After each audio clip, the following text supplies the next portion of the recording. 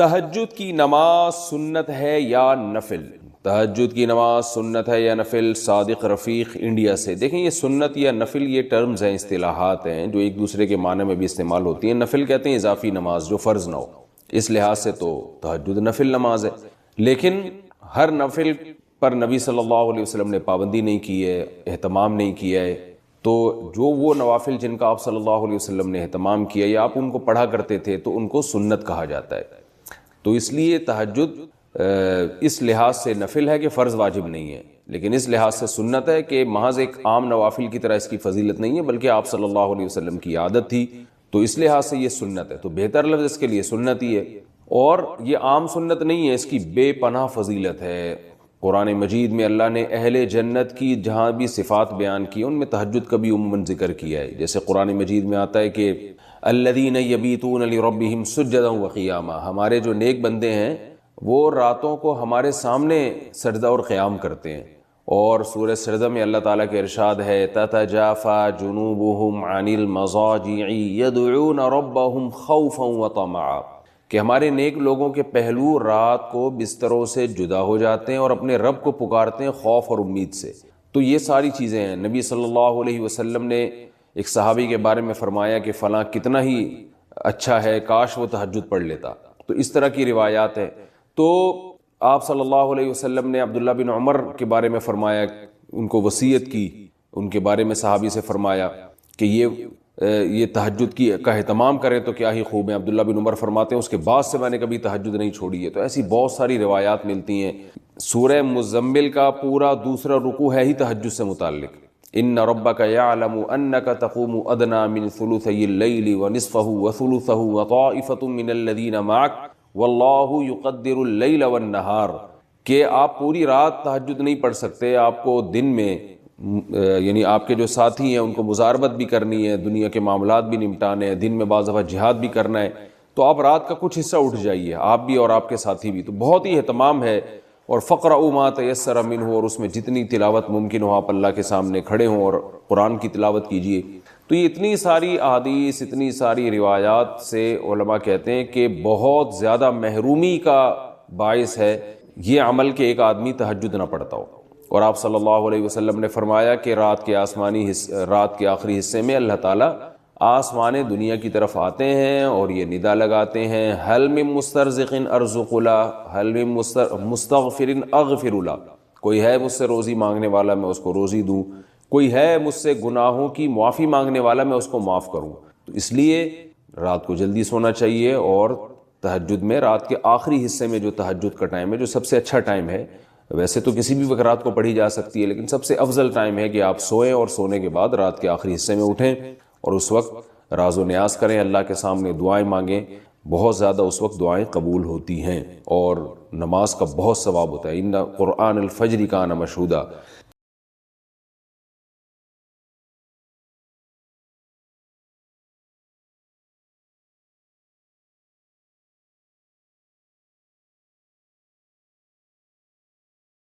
تراویح اور تہجد ایک ہی نماز ہے کیا؟ رمضان میں تہجد کی نماز الگ سے پڑھی جاتی ہے اور تراویح ہی تہجد کے قائم مقام ہے؟ راجہ شکیل سعودی عرب سے۔ دیکھیے حدیث میں رات کی نماز کو قیام اللیل کہا گیا ہے، قیام اللیل۔ اس میں رمضان میں جو ہم عشاء کی نماز کے بعد جماعت سے نماز پڑھتے ہیں یہ بھی اس قیام اللیل میں داخل ہے، اور وطر کی نماز بھی اس قیام اللیل میں داخل ہے۔ رات کے آخری حصے میں جو ہم نوافل پڑھتے ہیں جس کو تہجد کہا جاتا ہے وہ بھی قیام اللیل میں داخل ہے۔ تو قیام اللیل کا لفظ تو ہے کامن، تینوں قسم کی نمازوں کو شامل ہے۔ تو اس لیے محدثین نے باب قیام اللیل ہی باندھا ہے، کیونکہ قیام کا معنی نماز اور لیل کا معنی رات، تو رات کو جو بھی نماز پڑھی جائے گی وہ قیام اللیل کہلائے گی۔ اسپیسیفک یہ لفظ الگ سے ہمیں نہیں ملتا تراویح کا نبی صلی اللہ علیہ وسلم سے، لیکن لفظ کا ملنا ضروری نہیں ہے، اس لیے کہ بہت سے الفاظ حدیث میں نہیں ہیں، بعد میں اسلاف نے ان خاص عبادتوں کو خاص نام دے دیا آسانی کے لیے، کیونکہ ان کی ایک الگ پہچان تھی، جیسے سنت موقدہ اور غیر موقدہ۔ اب یہ ٹرم آپ کو حدیث میں نہیں ملے گی کہ نبی نے ہمیں بتایا یہ والی سنت موقدہ ہے اور یہ غیر موقدہ ہے، لیکن فقہا نے اسلاف نے بعد میں یہ فرق کرنے کے لیے کہ بھئی یہ سنت عام سنتوں کی طرح نہیں ہے، اس کی زیادہ تاکید ہے، لہذا اس کو نام دے دیا سنت موقدہ کا۔ یہ سنت عام سنتوں کی طرح نہیں ہے، یہ سنت زیادہ تاکید نہیں ہے اس کی، اس کو نام دے دیا غیر مؤکدہ کا۔ تو یہ ٹرمز جو ہے نا، ان پر کوئی گورنمنٹ کی طرف سے بھی پابندی نہیں ہے اور اللہ کی طرف سے بھی پابندی نہیں ہے۔ آپ اپنی آسانی کے لیے کسی خاص عبادت کو کوئی خاص نام دے سکتے ہیں۔ تو اسلاف نے نام دیے ہیں یہ، اور واجب کی اصطلاح خاص طور پر فقہائے حنفیہ نے ایک واجب کی ٹرم نکالی کہ بھئی کچھ عبادتیں ایسی ہیں جو ضروری ہیں مگر فرض کی طرح ضروری نہیں ہے، تو ان کو واجب کہہ دیا، اور جو دلیل قطعی سے ثابت تھی اس کو فرض کہہ دیا۔ حالانکہ نبی صلی اللہ علیہ وسلم کی سیرت میں، آپ کی حدیث میں فرض واجب سنت کا فرق آپ کو نہیں ملے گا۔ بعض چیزیں لازمی ہوتی ہیں لیکن حدیث میں اس کو سنت کہا گیا ہوتا ہے، اور بعض چیزیں لازمی نہیں ہوتی، حدیث میں اس کو فرض کہا گیا ہوتا ہے، اس لیے کہ مقرر ہے، بس اس معنی میں اس کو فرض کہا گیا ہے۔ تو جتنی بھی فقہ کی اور حدیث کی اصطلاحات ہیں یہ تو سب بعد میں ہی وضع کی گئی ہیں۔ تو اسی طرح سے جو وہ نماز جو رات کو عشاء کی نماز کے فوراً بعد پڑھی جاتی ہے، جماعت کے ساتھ پڑھی جاتی ہے، چونکہ اس کے الگ سے احکام ہیں۔ وہ احکام کیا ہیں؟ یہ عام تہجد کی طرح نہیں ہے، اس کے الگ سے احکام ہیں۔ پہلی بات تو یہ کہ جو عام طور پہ تہجد پڑھی جاتی ہے وہ زیادہ افضل ہے رات کے آخری حصے میں، اور اس کا اصل ٹائم بھی رات کا آخری حصہ ہے، اور وہ عام طور پر نبی صلی اللہ علیہ وسلم 8 رکعتیں پڑھا کرتے تھے۔ وہ جماعت کے ساتھ نہیں ہوتی تھی، وہ الگ سے ہوتی تھی۔ کبھی 2-4 صحابی آپ کے ساتھ جماعت میں شریک ہو گئے تو ہو گئے، پراپر اعلان کر کے لوگوں کو مسجد میں اکٹھا نہیں کیا جاتا تھا، اور وہ رمضان میں بھی ہوتی تھی، غیر رمضان میں بھی ہوتی تھی۔ اس لیے اسلاف نے، یہ کوئی حنفی شافی کا مسئلہ نہیں ہے، ہمارے اسلاف نے اس نماز کو الگ سے تہجد کا نام یہ نہیں دیا، اس کو تراویح کا نام نہیں دیا۔ اور یہ جو نماز تھی جس کے الگ احکام ہیں، جو صرف رمضان میں پڑھی جاتی ہے، عید کا چاند نظر آتے ہی آپ کے لیے اس کا پڑھنا ناجائز ہو جاتا ہے، عشاء کی نماز کے فوراً بعد پڑھی جاتی ہے، پراپر جماعت کرائی جاتی ہے، پبلک کو اکٹھا کیا جاتا ہے، ایک امام کے پیچھے پڑھتے ہیں۔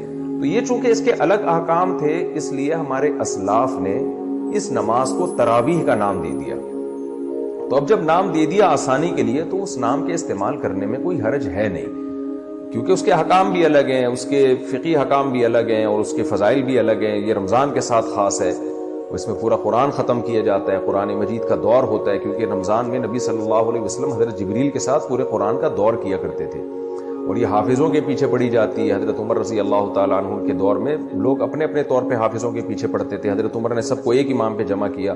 اس کی مخصوص رکعتیں ہیں جو چاروں ائمہ کے نزدیک کم سے کم 20 رکعتیں ہیں، تو اس لیے اس کو الگ سے نام دیا گیا۔ اور تواتر کے ساتھ 20 رکعتیں چلی آ رہی تھی، تو تواتر بھی خود ایک دلیل ہوتی ہے کہ نبی صلی اللہ علیہ وسلم نے اگر یہ عمل نہیں کیا ہوتا تو امت میں یہ تواتر نہ ہوتا۔ اس کے پھر دلائل کیا، یہ میں مختلف کلپس میں ریکارڈ کروا چکا ہوں، اس میں زیادہ ڈیٹیل میں دوبارہ نہیں جاؤں گا۔ تو ہے یہ قیام اللیل ہی، لیکن ہمارے اسلاف نے اس کو الگ سے تراویح کا نام دیا، یہ بتانے کے لیے کہ اس کے احکام الگ ہیں۔ باقی اس کو تراویح کا نام اسلاف نے کیوں دیا؟ وہ اس لیے دیا کہ ترویحہ روح سے نکلا ہے، روح کہتے ہیں آرام کو۔ تو اسلاف میں یہ رواج تھا کہ 4 رکعتوں کے بعد تھوڑا سا ریسٹ کیا کرتے تھے، تو ان 4 رکعتوں کی ایک ترویحہ کہا جانے لگا۔ پھر ترویحتین دو یعنی 8 رکعتوں کو، اور 8 سے جب زیادہ ہوں گی اور بہت زیادہ ہوں گی ان کو تراویح کہا جاتا ہے۔ تو اس میں یہ بھی پتہ چلتا ہے کہ اسلاف نے جو اس کو تراویح کا نام دیا، یہ نام خود اس بات کی علامت ہے کہ یہ 8 یا 10 رکعتیں نہیں تھیں، یہ زیادہ رکعتیں تھیں، تبھی تو اس کو تراویح کا نام اسلاف نے دیا۔ تو اس لیے قیام اللیل ہونے میں تو یہ سب ایک ہی نمازیں ہیں، لیکن ان کے احکام الگ الگ ہیں۔ احکام یہ ہے کہ یعنی ایک حکم تو یہ ہے کہ تراویح کی نماز جماعت سے پڑھی جائے گی، نمبر 2 عشاء کی نماز کے فوراً بعد پڑھی جائے گی، نمبر 3 ایک امام کے پیچھے پڑھی جائے گی، کیونکہ حضرت عمر نے سب کو ایک امام پہ جمع کیا، الگ الگ اماموں کے پیچھے نہیں ہوگی وہ، اور تیسری اس کی تعداد یعنی مخصوص تعداد میں ہے، جو چاروں ائمہ کے نزدیک کم سے کم 20 رکعتیں، اور سنت موقدہ ہے یہ، کیونکہ نبی صلی اللہ علیہ وسلم نے رمضان میں قیام اللیل کی بہت زیادہ ترغیب دی ہے، تو قیام اللیل کا سب سے پہلا مصداق وہی نماز ہوگی نا جو رمضان کے ساتھ خاص ہے، اس لیے جمہور علماء کے نزدیک یہ سنت موقدہ ہے۔ تو یہ سارے حکام ہیں اس کے، اس وجہ سے اس کو الگ نام دیا۔ لیکن اگر کوئی نہیں دینا چاہتا نام تو وہ قیام اللیل کہہ لے، گورنمنٹ کی طرف سے کوئی پابندی نہیں ہے، ناموں میں کچھ نہیں رکھا، کام کو فوکس کرنا چاہیے۔ آپ یہ نماز پڑھ لیں، بے شک تہجد کہہ کے پڑھ لیں، قیام اللیل کہہ کے پڑھ لیں، کسی بھی نیت سے پڑھ لیں، لیکن سنت یہ ہے کہ پہلے نیند کی جائے، تھوڑی دیر سوئے جائیں، پھر اس کے بعد رات کے آخری حصے میں اٹھ کے آپ نماز پڑھیں، اور اس میں نبی صلی اللہ علیہ وسلم سے مختلف رکعتیں منقول ہیں جی تو بہتر یہ کہ 8 رکعتوں کا معمول بنایا جائے، لیکن اگر کوئی 2 رکعت پڑھتا ہے، 4 پڑھتا ہے، 6 پڑھتا ہے، وہ بھی جائز ہے، اور اس سے 8 سے زیادہ بھی پڑھ سکتا ہے، اور وطر جو ہے تہجد کے بعد پڑھے جائیں۔ اگر جس کو یقین ہو کہ تہجد میں اٹھے گا وہ، تو اس کو چاہیے کہ وطر وہ تہجد کے بعد پڑھے، اور اگر آپ کو ڈاؤٹ ہے کہ پتہ نہیں آنکھ کھلے گی نہیں کھلے گی، پھر وطر پہلے پڑھ لیں اور پھر تہجد رات کے آخری حصے میں اٹھ کے پڑھ لیں۔ میں ایک واقعہ سناتا ہوں، شاید حضرت ڈاکٹر عبدالحی رحمہ اللہ یا مولانا عاشق الہی رحمہ اللہ کا، وہ بزرگوں میں سے کسی ایک بزرگ کا واقعہ ہے۔ ان کا تہجد کا معمول تھا، روزانہ پابندی سے تہجد پڑھا کرتے تھے۔ ایک دن بیمار بھی تھے، تھکاوٹ بھی تھی، تو فرماتے ہیں کہ بیماری اور تھکاوٹ کی وجہ سے تہجد میں جب آنکھ کھلی تو اٹھنے کا دل نہیں چاہا۔ اب یہ پورا واقعہ ذرا غور سے سنو اور اپنے اوپر فٹ کرو۔ اچھا، ان کا تہجد کا پروگرام ہوتا تو غالباً مصلی پہلے سے رات کو بچھا کے رکھتے تھے، ورنہ شیطان نہ یہ ورغلاتا ہے، ابے ابھی اٹھو گے، ابے پھر جا کے مصلی تلاش کرو گے، ابے پھر یہ چھوڑو یار، تو یہ سارے انتظامات پہلے سے کر کے رکھا کرو۔ تو وہ انہوں نے کہا کہ سستی ہو رہی ہے، اٹھا نہیں جا رہا، نیند بھی آ رہی ہے، کیا کریں؟ اب شیطان کا مقابلہ شروع، شیطان با مقابلہ انسان، کیا خیال ہے؟ اور یہ مقابلہ انسانوں کے ساتھ ہی ہوتا ہے، جو شیطان جیسے شیطان ہوتے ہیں نا، ان سے شیطان کو مقابلے کی ضرورت نہیں ہوتی۔ وہ کہتے ہیں ویسے ہی پڑا ہوا ہے، میرے کہے بغیر ہی پڑا ہوا ہے، کیا خیال ہے؟ میرے کہے بغیر ہی پڑا ہوا ہے، وہ یہ پڑے ہوئے کو اٹھانے کی چندہ ضرورت نہیں ہے۔ تو اب شیطان نے کیا کیا کہ بھائی سو جا، حدیث میں آتا ہے شیطان تھپکی دیتا ہے، سو جا بھائی بہت لمبی رات ہے۔ تو فرماتے ہیں کہ میں اب شیطان سے مقابلہ کیسے کروں، نفس سستی ہے، تو میں نے نفس کو سمجھانا شروع کر دیا اور شیطان کو ٹوپی کرانا شروع، یہ ٹوپی کے میرے الفاظ ہیں، ان کے نہیں ہیں۔ شیطان کو کیا شروع کر دی؟ ٹوپی کرانا۔ جیسے شیطان بھی ٹوپی کراتا ہے، پتہ ہے آپ کو شیطان پتہ ہے کیسے ٹوپی کراتا ہے؟ شیطان کہتے ہیں صرف ایک دن تو ناغہ کروا رہا ہوں تو اس سے روزانہ تو پڑتا ہے نا، یہ ٹوپیاں ہیں کہ بھائی جب ایک دن چھوڑو گے تو پھر اگلے دن بھی چھوڑو گے، سستی ایک دفعہ ہو گئی تو ہونا شروع۔ پھر شیطان یہ بھی ٹوپی کراتا ہے، کوئی فرض تھوڑی ہے تہجد، تو آج سنتیں چھڑوا رہا ہے، کل فرض چھڑوائے گا۔ فرض کیسے چھڑوائے گا؟ بولے گا چھوڑ دے، توبہ کر لینا، توبہ تو قبول ہو جاتی ہے نا بھائی، کتنا بڑا گناہ ہو جائے توبہ تو قبول ہو جاتی ہے۔ تو یہ ہوتے ہوتے وہ آگے بڑھتا ہے، پھر جہنم میں پہنچائے بغیر وہ اطمینان سے نہیں بیٹھتا۔ تو جیسے شیطان ٹوپی کراتا ہے، آپ بھی شیطان کو ٹوپی کراؤ۔ تو انہوں نے شیطان کو کیسے ٹوپی کرائی؟ انہوں نے شیطان کو ایسے ٹوپی کرائی کہ شیطان نے کہا سو جا سو جا بھائی سو جا، انہوں نے کہا بس اٹھ کے بیٹھ رہا ہوں اور کچھ بھی نہیں کر رہا۔ بھائی لیٹا ہوا آدمی اٹھ کے بیٹھ جائے تو یہ تو کوئی مشکل نہیں ہے نا، بھائی میں بیٹھوں گا دوبارہ سو جاؤں گا، پھر تھوڑی دیر بیٹھوں گا، بس کہہ رہے ہیں اٹھ کے بیٹھ گیا۔ بیٹھنا اتنا مشکل نہیں ہوتا سوتے ہوئے، آپ اس کو بتایا جائے نا 2 منٹ بیٹھو پھر لیٹ جانا، کہتے چلو نیند میں آ کے یوں کر کے اٹھے گا بیٹھے گا۔ اب جب بیٹھے ہیں تو شیطان کہہ رہے لیٹ جاؤ، تم نے تو کہا تھا میں صرف بیٹھوں گا۔ ظاہر جب اٹھ کے بیٹھتا ہے لیٹا ہوا آدمی تو سستی میں کچھ تو کمی آتی ہے نا، جو لیٹے ہوئے انسان کی پوزیشن ہوتی ہے سوتے ہوئے میں وہ بیٹھے ہوئے کی نہیں ہوتی، اس کو کچھ سستی میں کمی آتی ہے۔ اب جب اٹھ کے بیٹھے ہیں تو شیطان کہہ رہے لیٹ جاؤ، یہ کہہ رہے ہیں ایسا ہے کہ صرف کھڑا ہو جاتا ہوں، بیٹھے رہے تھوڑی دیر آنکھیں واقعی ملی، میں کھڑا ہو جاتا ہوں، یا یہ واش روم میں چلا جاتا ہوں۔ تو شیطان کو اپنے نفس کو یوں بہکایا، ٹوپی کرائی کہ میں صرف واش روم میں جاؤں گا اور وہی استنجا وغیرہ قضائے حاجت یا پیشاب وغیرہ جو بھی ہے کر کے واپس آ کے لیٹ جاؤں گا۔ کیا خیال ہے اس میں کیا جائے؟ تو نفس جو ہے نا اس کے لیے آمادہ ہو جاتا ہے، چلو اتنا تو چلتا ہے۔ اگر لیٹے ہوئے یہ سوچتے نا کہ پیشاب کر کے آؤں گا تو پھر مشکل ہوتا، بیٹھے ہوئے آدمی کے لیے سوچنا آسان ہے۔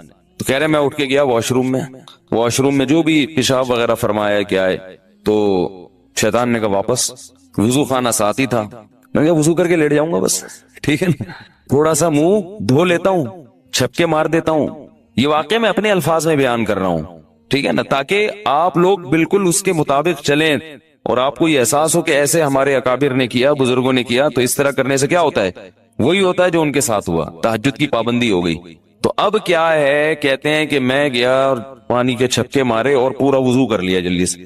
وضو کے بعد بھی شیطان کیا کہہ رہے ہیں، آ جا لیٹ جا بستر پہ یار۔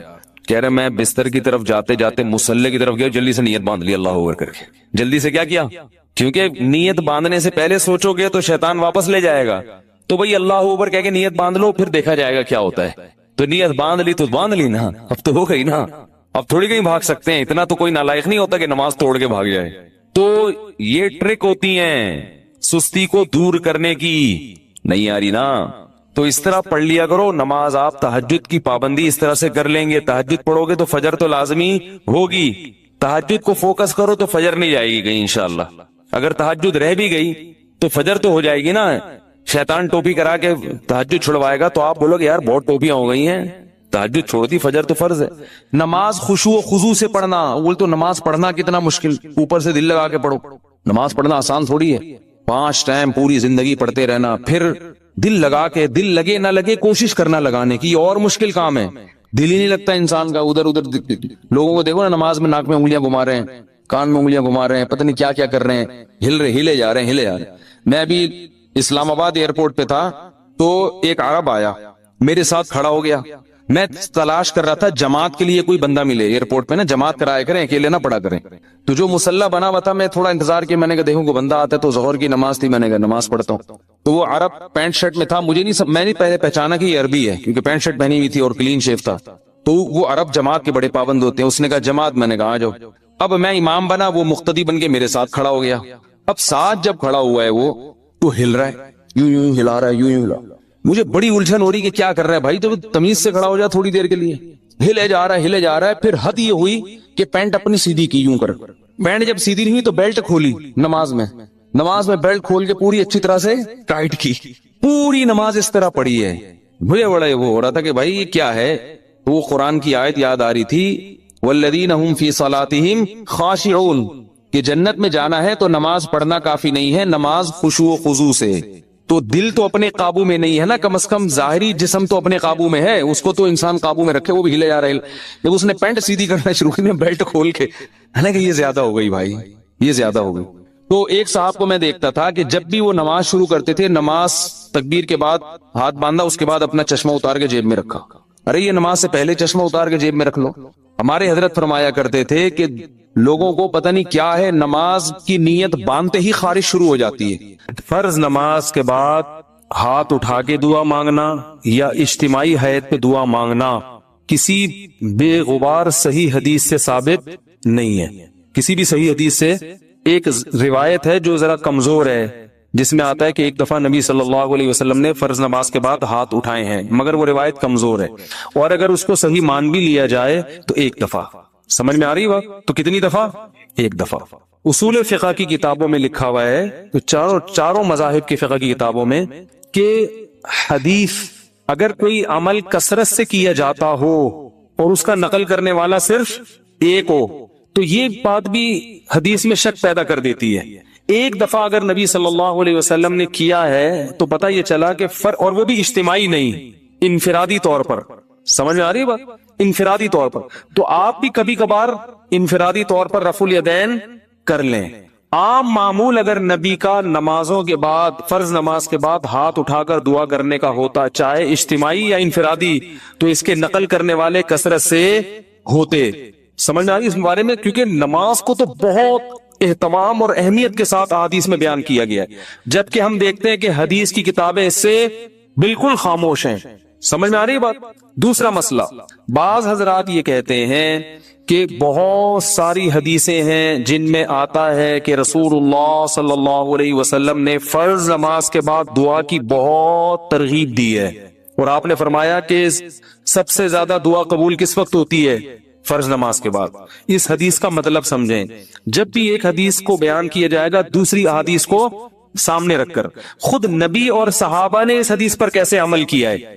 ہم نبی کو دیکھتے ہیں کہ کہیں بھی نہیں کسی صحیح حدیث میں ملتا کہ نبی صلی اللہ علیہ وسلم کا یہ معمول تھا کہ آپ فرض نماز کے بعد ایسے دعا مانگتے تھے. خلفائے راشدین سے بھی کوئی روایت نہیں ملتی، نہ صحیح نہ ضعیف.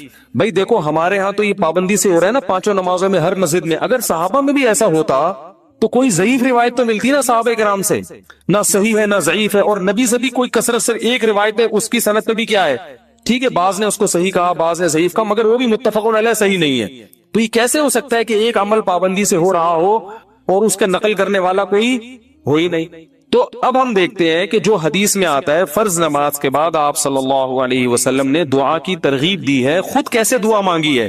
تو ہم دیکھتے ہیں کہ نبی سے دوسری حدیثوں میں کیا ملتا ہے. آپ نے فرمایا جس نے فرض نماز کے بعد اللہم انت السلام پڑھا، کسی حدیث میں آتا ہے آپ نے فرمایا اللہم لا مانع لما اعطیت ولا معطی لما منعت ولا ينفع ذا الجد منک الجد. کسی میں آتا ہے جس نے فرض نماز کے بعد آیت الکرسی. خود آپ کا اپنا معمول بھی یہی.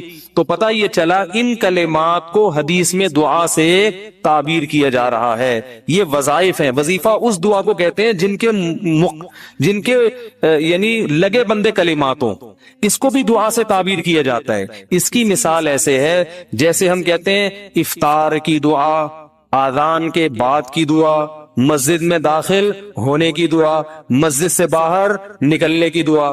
تو وہ دعا کیا ہے؟ اللہم افتح لی ابواب رحمتک، مخصوص کلمات. اذان کے بعد کی دعا کیا ہے؟ اللہم رب ہذہ الدعوۃ التامہ. تو فرائض کے بعد جو دعا ہے وہ بھی کیا ہے؟ آیت الکرسی، اللہم انت السلام، اللہم لا مانع لما اعطیت. یہ کلمات، ان کلمات کو کیا کہا گیا ہے؟ بولو بھائی، دعا. اور ابن تیمیہ رحمہ اللہ کی رائے یہ ہے جو تفرد ہے کہ فرض نماز کے بعد سے مراد ہے جو اتحیات کے درود شریف کے بعد ہم دعا پڑھتے ہیں، رب اجعلنی مقیم الصلاۃ ربنا آتنا، جو کیونکہ حدیث میں آتا ہے دبور کل صلاۃ. تو دبر کا جو لفظ ہے عربی میں وہ بعد کے معنی میں بھی استعمال ہوتا ہے اور اینڈ کے معنی میں بھی. ابن تیمیہ رحمہ اللہ کہتے ہیں کہ جو ہم نماز کے آخر میں اتحیات پڑھتے ہیں، پھر درود شریف پڑھتے ہیں، اس کے بعد جو دعائیں کرتے ہیں نا، تو فرض نماز کے بعد سے مراد کیا ہے؟ یہ والی. لیکن یہ ان کا تفرد ہے. ہم کہتے ہیں ایسا نہیں ہے، بلکہ سلام کے بعد. مگر دعائیں کون سی؟ وہ جو منقول ہیں. یہاں تک میں سمجھا پایا اپنی بات؟ آگے چلیں. اور نبی صلی اللہ علیہ وسلم نے مختلف مواقع پر مختلف وظائف پڑھے ہیں فرض نماز کے بعد. کبھی آیت الکرسی، کبھی اللہم انت السلام. تو ہم یہ کہتے ہیں. دوسری طرف حضرت عائشہ رضی اللہ تعالی عنہا کی حدیث ہے کہ آپ صلی اللہ علیہ وسلم فرض نماز کے بعد اللہم انت السلام کے بقدر بیٹھتے تھے اور پھر کھڑے ہو جایا کرتے تھے. ان دونوں حدیثوں کو ملا کے پتا چلتا ہے کہ فرض نماز کے بعد جتنے وظائف منقول ہیں یہ سارے نہیں پڑھنے، کبھی کوئی اور کبھی کوئی. اہمیت چونکہ اللہم انت السلام کی زیادہ ہے اور وہ دائمی معمول رہا ہے نبی کا، جیسے حضرت عائشہ کی، تو اس کو ہم نے اہمیت دی. اور ہم کہتے ہیں کہ پھر آپ فوراً کھڑے ہو کر سنتوں میں مشغول ہو جائیں، باقی وظائف اور تسبیحات آپ پڑھیں سنتوں کے بعد. اس طرح تمام حدیثوں میں تطبیق. اور اہل حدیث حضرات یہ کہتے ہیں کہ نہیں، فرض نماز کے بعد ہی آپ تمام معمولات پورے کریں، اس کے بعد سنتیں پڑھیں. تو یہ علماء میں ایک اختلاف ہے.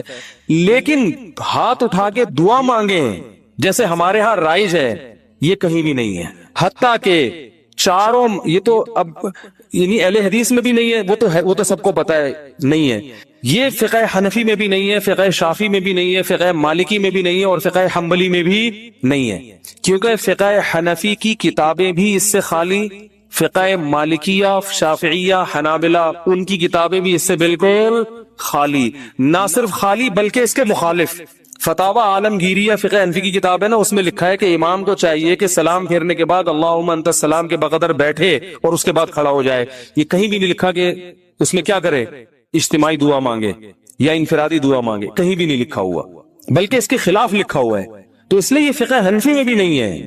ہاں یہ ہمارے اکابر میں ایک چیز رائج ہو گئی ہے، ہمارے بزرگوں میں، جو ہندوستان میں بہت تیزی سے، بولو بھائی، پھیل گئی. جب رائج ہو گئی تو حضرت مفتی محمد شفیع صاحب رحمہ اللہ تعالیٰ کا اجتماعی دعا پر ایک رسالہ ہے، مفتی اعظم جو تھے، انہوں نے فرمایا کہ اب اس کو ایک دم ختم کرنے میں کیا ہے، آیا کہ اس لیے کسی مسجد میں اگر یہ دعا مانگی جا رہی ہے تو ختم کرنے پر اصرار نہ کیا جائے، کیونکہ فی نفسی ہی تو دعا کا موقع ہے نا فرض کے بعد. بھائی فی نفسی ہی حدیث میں آتا ہے کہ فرائض کے بعد دعا قبول ہوتی ہے، اس کی یہ کیفیت نہیں ہے. تو فی نفسی ہی نماز کے بعد دعا کا ایک موقع ہے، تو اس میں عوام نے کچھ چیزیں اپنی طرف سے لگا کے اجتماعی ہیئت بنا دی. تو چونکہ ایک ہوتی ہے، ایک چیز کا سرے سے کوئی اصل ہی نہیں ہے، اور ایک اصل ہے مگر اس کی کیفیت منقول نہیں ہے، تو اس میں معاملہ تھوڑا سا کیا ہو جاتا ہے، اہون ہو جاتا ہے، کمتر ہو جاتا ہے. تو اس لیے انہوں نے لکھا کہ چونکہ یہ اتنی زیادہ پھیل گئی ہے، اس کو ایک دم ختم کرنا، اس میں فتنہ بہت ہے، اور خود شریعت ہی فتنے کو پسند نہیں کرتی. تو ائمہ کرام کو چاہیے محبت سے لوگوں کی ذہن سازی کریں، لیکن ایک دم اس کو چھوڑنے کی کوشش، بولو بھائی، نہ کریں. یہ کون کہہ رہا ہے؟ مفتی اعظم، جو حضرت مفتی تقی صاحب کے کیا تھے، والد. اس لیے کہ میرا جب یہ کلپ جاتا ہے نا تو بہت سے لوگ میرے خلاف ایک طوفان کھڑا کر دیتے ہیں کہ یہ حنفی نہیں ہے، یہ پتہ نہیں، یہ تو بزرگوں ہمارے اکابر کے خلاف چل رہا ہے، تو پتہ نہیں کیا کیا لوگ بنانا شروع کر دیتے ہیں. تو ہمارے اکابر قرآن و سنت کے فالوورز تھے، لیکن اگر کسی اکابر نے کوئی چیز کر دی ہے تو اب یہ تو نہیں کہ اس کو آپ نے لازمی قرآن و حدیثی کے مطابق کرنا ہے کیونکہ ہمارے بزرگ نے کر دی ہے. ایسا تو نہیں ہوتا. کسی بزرگ سے بھی تو خطا ہو سکتی ہے، بڑے بڑے علماء سے خطا ہوئی ہے. میرے شیخ و مرشد مفتی رشید احمد صاحب، جن سے میں اتنے سال بیعت کا تعلق رہا، تو ایسا الفتاوی میں ان کے بعض مسائل سے ہم نے رجوع کیا ہے. ہم نے کہا یہ حضرت کی رائے تھی مگر ہم اس سے متفق بولو بھائی نہیں ہے. تو اب اس کا یہ مطلب کہ ہم اکابر کو نہیں مانتے. اور ہمارے شیخ نے بعض چیزوں میں اپنے شیخ سے اختلاف کیا ہے. تو یہ تو علماء میں ہر دور میں چلا آ رہا ہے کہ امام ابو یوسف نے بعض چیزیں امام ابو حنیفہ کی نہیں مانی، تو کیا مطلب وہ امام حنیفہ کو ہی نہیں مانتے تھے؟ تو اگر بعض اکابر، سب نہیں، اگر ہم اپنے کسی بعض اکابر سے کوئی مسئلے میں اختلاف کر لیتے ہیں تو اس کا یہ مطلب نہیں ہے کہ ہم ان اکابر کو گمراہ سمجھنے لگے. بعض لوگ کہتے ہیں آپ کا علم زیادہ تھا، یہ ان علماء کا علم زیادہ تھا. تو میں ان سے کہتا ہوں آپ کا علم زیادہ ہے، مفتی شفیع صاحب کا علم زیادہ ہے. نا تو ایسا تھوڑی کہ میرا تفرد ہے. تو حضرت مفتی شفیع صاحب رحمہ اللہ کی بھی رائے تھی. مفتی رشید احمد صاحب بھی بہت بڑے عالم تھے. حضرت مفتی شفیع صاحب کے نائب تھے وہ فتوے میں. ان کا پورا ایسا الفتاوی میں ایک رسالہ ہے کہ فرائض کے بعد رفع الیدین سے دعا نہیں ہے، پورا رسالہ لکھا ہے انہوں نے. تو وہ بھی تو ہمارے اکابر ہی میں سے ہی تھے. تو ہاں یہ کہہ سکتے ہیں کہ اکابر میں اس مسئلے میں کیا ہے، اختلاف ہے. تو ٹھیک ہے، آپ کو جس کی رائے زیادہ بہتر لگے آپ اس کی رائے کو فالو کریں، دوسرے کی رائے پر طنز نہ کریں. آپ کو اگر میری رائے غلط لگتی ہے تو آپ ان اکابر کی رائے کو فالو کریں، ہم پہ طنز نہ کریں. اور ہمیں اگر یہ رائے صحیح لگتی ہے تو ہم اس رائے کو فالو کریں. میں کبھی اس مسئلے پہ کسی دوسرے بزرگوں یا اکابر پر طنز نہیں کرتا. مجھے لوگ آ کے بتاتے ہیں کہ فلاں مسجد کے امام اجتماعی دعا کراتے ہیں. میں کہتا ہوں بھائی ٹھیک ہے، وہ اپنی رائے ہوگی ان کی، اس کی وجہ سے نہ اس امام کی توہین جائز، بلکہ میں تو یہاں تک کہتا ہوں میری مسجد میں بھی جب مؤذن صاحب پڑھاتے ہیں نماز تو وہ اجتماعی دعا کراتے ہیں. مؤذن صاحب میں نے کبھی آپ کو منع کیا؟ میں اس لیے منع نہیں کر رہا، میرے مقلد تھوڑی ہیں. یہ کہہ سکتے ہیں بھائی فلاں امام بھی کر رہے ہیں، فلاں بزرگ بھی کر رہے ہیں، فلاں وہ عالم، وہ آپ سے بڑے عالم ہے وہ کر رہے ہیں، تو یہ میرے تھوڑی مقلد ہے. تو میں کیا کہوں گا بھائی، جب ایک اتنے بڑے عالم کو فالو کر رہے ہیں تو میں کیا کہہ سکتا. میں اپنی رائے دلائل کی دنیا میں پیش کر دوں گا. بھئی یہ سمجھ میں آ رہی ہے ٹھیک ہے، نہیں آ رہی ہے تو بھی ٹھیک ہے. کوئی اتنا بڑا ایشو نہیں ہے کہ جس پہ ہم ایک دوسرے کے خلاف مناظرے کریں. فتوے دیں، ساری مسجدیں جتنی بھی ہیں سب میں اجتماعی دعا ہوتی ہے. لوگ مجھے آ کے بتاتے ہیں وہ تو کر رہے ہیں. کہتا ہوں بھائی وہ بھی سنت ہی کو اپنے لحاظ سے فالو کر رہے ہیں. اللہ نے ان کو جتنا علم دیا، جتنی سمجھ دی، اور جو ان کے بس میں تھا اس کے حساب سے ان کو یہ صحیح لگا تو وہ اس کو فالو کر رہے ہیں. میں کسی پہ الزام نہیں لگاتا کہ میں ہی سنت کا ٹھیکیدار ہوں باقی سارے فراڈی ہیں، ایسا نہیں ہے. ان جس کی جو سمجھ میں اختلاف تو ہوتا ہے نا مسائل میں علماء کا، تو جب اختلاف تو ہوتا ہے نا تو پھر اس لیے وہ تو کوئی بات نہیں. امام ابو یوسف کا امام ابو حنیفہ سے اختلاف ہوا تو یہ تو نہیں کہ وہ غلط ہو، دونوں صحیح ہیں. امام شافعی کا امام ابو حنیفہ سے ہوا تو پھر بھی دونوں صحیح ہیں. تو آپ کو جس کی بات سمجھ میں آ رہی ہے فالو کریں، کسی پر کیچڑ نہ اچھالیں. دلائل کی دنیا میں مجھے یہ بات زیادہ سمجھ میں آ رہی ہے کہ اگر یہ چیز سنت ہوتی تو صحابہ کرام سے منقول کیوں نہیں ہے. لو کان خیرا ما لسبقونا الیہ. صحابہ، تابعین، ائمہ اربعہ اور ہماری جو عربی فتاوی کی کتابیں ہیں ان میں اس کا تذکرہ ہوتا نہیں ہے. تو پھر یہ بات ہمیں سمجھ میں نہیں آتی. سمجھ رہے ہیں بات کو؟ باقی میں بار بار یہ کہتا ہوں کہ اہل حدیث کی ہر بات کو غلط قرار دینا یہ بھی صحیح نہیں ہے. بعض لوگ نے کیا کیا، چونکہ اہل حدیث نے کہا ہے لہذا غلط ہی ہوگا، تو یہ موقف بھی غلط ہے. لا یجرمنکم شنآن قوم علی الا تعدلوا. قرآن کہہ رہا ہے ایمان والو کسی قوم کی دشمنی تمہیں اس بات پر نہ ابھارے کہ تم حق کا دامن چھوڑ دو. اگر اہل حدیث نے کوئی بات درست کی ہے تو آپ کو ماننی چاہیے، غلط کی ہے تو آپ کو بتانا چاہیے. ہم اس تو اہل حدیث کی بہت سی چیزوں کو ہم غلط بھی کہتے ہیں لیکن بہت سی چیزوں کو ہم صحیح بھی کہتے ہیں، اور بہت سی چیزوں کو ہم یہ کہتے ہیں کہ اس میں دونوں طرف احتمال ہے، دونوں رائے، اجتہادی مسئلہ ہے، یہ بھی صحیح ہو سکتا ہے وہ بھی صحیح ہو سکتا ہے. تو اعتدال کا جو راستہ ہے نا وہ نہیں چھوڑنا چاہیے. تو میں کیوں مانگتا ہوں؟ پہلی بات میں اجتماعی نہیں مانگتا، میں فرض کے بعد اجتماعی دعا نہیں مانگتا. میں اللہم انت السلام پڑھتا ہوں صرف، اور رفع الیدین ہلکا سا کرتا ہوں کیونکہ لوگوں میں تحمل نہیں ہے. اگر میں نے یہ بھی نہیں کیا تو اگلی نماز میں پبلک شارٹ کر دے گی مجھے.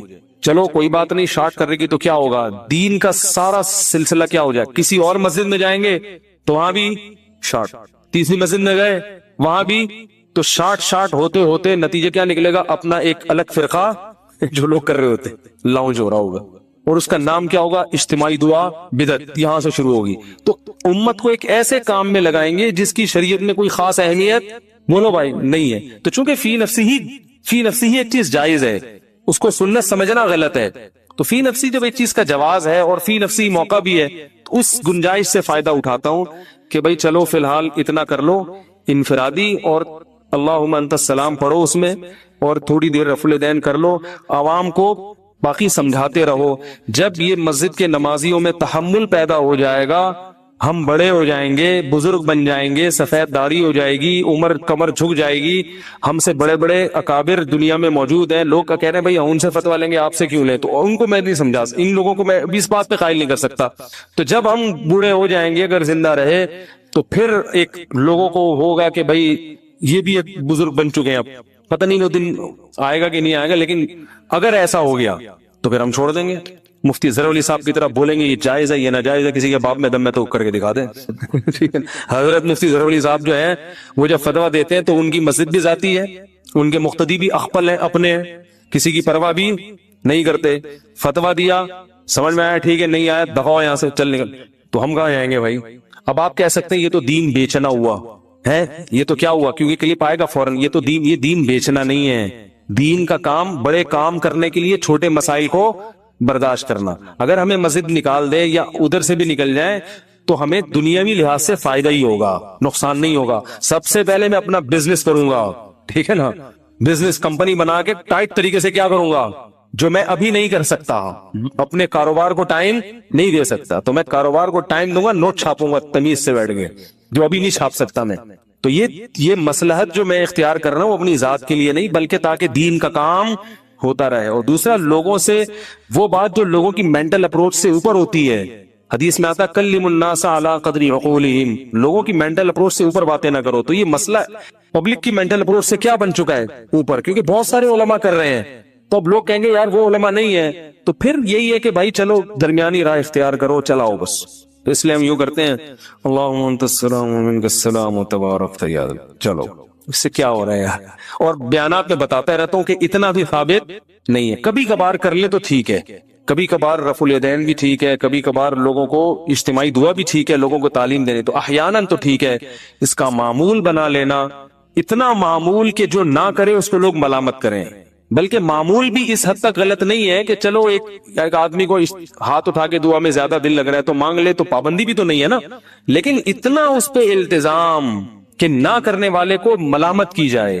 مسجدوں میں جو اجتماعی دعائیں ہر نماز کے بعد ہو رہی ہیں, اس کو بھی غلط نہیں کہیں گے. غلط کیا ہے, جو نہیں مانگے اس کو کیا کہتے ہیں, اس پہ ملامت ہوتی ہے. یہ بہت غلط چیز ہے. تو اس لیے اگر اہل حدیث کے ہاں نہیں ہوتی تو اچھی بات ہے, چاہے ہمارے ہاں بھی نہ ہو. مفتی رشید احمد صاحب کے ہاں ہم نے کئی سال رہے ہیں, ایک نماز کے بعد بھی انہوں نے کبھی دعا نہیں منگوائی, کبھی بھی نہیں. اور رفع الیدین سے بھی دعا نہیں کرتے تھے. باقی پھر سنتوں کے بعد اپنی دعا مانگتے تھے گھنٹوں گھنٹوں. دعاؤں کا تو حضرت کو ایسے عاشق تھے کہ حضرت سے جب کوئی آ کے کہتا تھا کہ حضرت دعا کر دیں, حضرت رفع الیدین کے بغیر دعا کر دیتے تھے. کہتا تھا ہاتھ اٹھا کے دعا کریں. حضرت فرماتے تھے جب میں ہاتھ اٹھاتا ہوں تو پھر جلدی گراتا نہیں. فرمایا پھر میں کہتا ہوں جس کے دربار میں ہاتھ اٹھائے ہیں اتنا بڑا بادشاہ ہے, پھر تو وہ پھر ایسے ہی ہوتا. ہمارے حضرت جب دعا پہ آتے تھے اتنی لمبی دعا. ایک دفعہ حضرت نے نماز کے بعد لوگوں نے کہا دعا مانگے, حضرت نے کہا چلو تو بہت اصرار کر رہے تو مانگتے ہیں. سندھ میں تھے حضرت, تو حضرت نے مانگ پھر ہاتھ اٹھا لیے. پھر حضرت کو تو دعا میں اتنا مزہ آتا تھا, گم ہو جاتے تھے, ایسا گم, پیچھے پبلک شاٹ, ایک بھاگا کھسکا, دوسرا کھسکا, تیسرا, ہوتے ہوتے آخر میں حضرت رہ گئے. اگلی نماز پڑھائی حضرت نے, کسی نے نہیں کہا, انہوں نے کہا بغیر دعا بغیر اجتماع کے ہی بہتر ہے. تو ہمارے حضرت کو دعا میں بہت لطف آتا تھا. جب دعا شروع کرتے تو بس ایک بیان میں حضرت جب بیان کرتے کرتے شاعری شروع کرتے اللہ کی محبت میں, اس میں حضرت کا جیسے میرا بیان ہوتے ہوتے شادیوں پہ ہے تو پورا ٹاپک چینج نا, ایک دم شادیاں شروع ہو جاتا ہے. تو ہمارے حضرت جب اللہ کی محبت پہ آتے تھے نا بیان کے دوران, موضوع کچھ اور چل رہا ہے, جہاں اللہ کی محبت آ گئی ٹاپک چینج, حضرت کا رنگ چینج ہو جاتا تھا. اور پھر جو اللہ کی عشق میں اشعار شروع کرتے, فرماتے ارے کدھر چلا گیا, یہ کہتے تھے. کہتے ہیں پھر مزہ ہی آ گیا, پھر وہی چلتا رہتا تھا, بڑا مزہ آتا تھا ہمیں بھی, کیونکہ وہ دل کی جو اللہ کی محبت کی جو چنگاری تھی وہ چہرے سے جھلکتی تھی, وہ بیان میں جھلکتی تھی. تو آج ہم جیسے خشک مولوی مارکیٹ میں پیدا ہو گئے ہیں, ٹھیک ہے, تو اہل اللہ سے مضبوط تعلق پیدا کریں, اس سے اللہ کی محبت کی چنگاری پیدا ہوتی ہے. بعض لوگ جب سنت پڑھتے ہیں نا نماز میں تو نیت دل میں کر رہے ہوتے ہیں کہ یہ نماز واسطے رسول کے. تو دیکھیں اس کے دو مطلب ہو سکتے ہیں. ایک تو یہ کہ عبادت تو میں اللہ کے لیے کر رہا ہوں, لیکن رسول کے واسطے کا مطلب یہ ہے کہ نبی صلی اللہ علیہ وسلم جب قیامت کے دن ملیں گے, آپ سے میری ملاقات ہوگی, تو آپ صلی اللہ علیہ وسلم بھی خوش ہوں گے کہ اس نے میری سنت کو زندہ کیا. تو اس مفہوم کے تحت وہ یوں کہہ رہا ہوتا ہے کہ اللہ کے رسول کے واسطے, یعنی عبادت تو اللہ ہی کے لیے, لیکن رسول اللہ صلی اللہ علیہ وسلم کی شفاعت کا میں مستحق بن جاؤں, اور آپ صلی اللہ علیہ وسلم کی سے جب بروز محشر ملاقات ہو تو آپ صلی اللہ علیہ وسلم مجھ سے خوش ہوں گے کہ چل بھائی تو نے میری سنت کو ماشاءاللہ زندہ کیا. تو یہ نیت ہو سکتی ہے. اور دوسری نیت یہ ہو سکتی ہے کہ میں یہ رسول کو خوش کرنے کے لیے نماز پڑھ رہا ہوں, یعنی یہ نماز ہے ہی رسول کے لیے, اللہ کے لیے نہیں ہے. تو یہ تو خالص شرک ہے. عبادت تو صرف اللہ کے لیے ہوتی ہے. لیکن اگر پہلی والی نیت ہے نا تو وہ شرک تو نہیں ہے, لیکن بہرحال شرک کا ذریعہ بن سکتی ہے وہ. تو اس لیے ہم جب نماز میں نیت کریں تو بس اللہ کے لیے پڑھ رہا ہوں, اتنا کافی ہے. باقی نبی صلی اللہ علیہ وسلم تو بروز محشر جب آپ کے علم میں یہ بات لائی جائے گی کہ یہ سنتوں کو بھی زندہ رکھتا تھا, تو آپ صلی اللہ علیہ وسلم کی رضا تو ہمیں انشاءاللہ ملے گی, اور آپ صلی اللہ علیہ وسلم کی شفاعت کا ذریعہ یہ چیز بنے گی, اور حوض کوثر سے پانی پینے کا ذریعہ بنے گی. تو ایسی نیت کرنا جس میں شرک کا وہم بھی ہونا, اس نیت سے ہمیں اجتناب کرنا چاہیے, کیونکہ عبادت ہے نا, عبادت میں پھر شرک میں اور توحید میں بڑا باریک سا فرق رہ جاتا ہے. تو عبادت کو ایسی نیت ہو کہ بالکل آپ اس کو ایکسپلین کر سکیں. تو ایسے مبہم الفاظ نیت میں نہیں کہنے چاہیے, نہ سوچنے چاہیے. تو سیدھا سیدھا نیت کریں, بس اللہ کے لیے میں نماز پڑھ رہا ہوں, بس اتنی نیت کافی ہے. پہلے سوال ہے جی محمد صاحب انڈیا, محمد صاحب کی طرف سے جو انڈیا سے ہیں, کیا نماز میں نیت کے لیے یہ کہنا ضروری ہے کہ میں 4 رکعت فرض نماز پڑھ رہا ہوں, منہ میرا کعبہ شریف کی طرف, امام صاحب کے پیچھے, یا دل میں ہی پتا ہو کہ آپ 4 رکعت فرض پڑھ رہے ہیں تو یہ بھی کافی ہوگا؟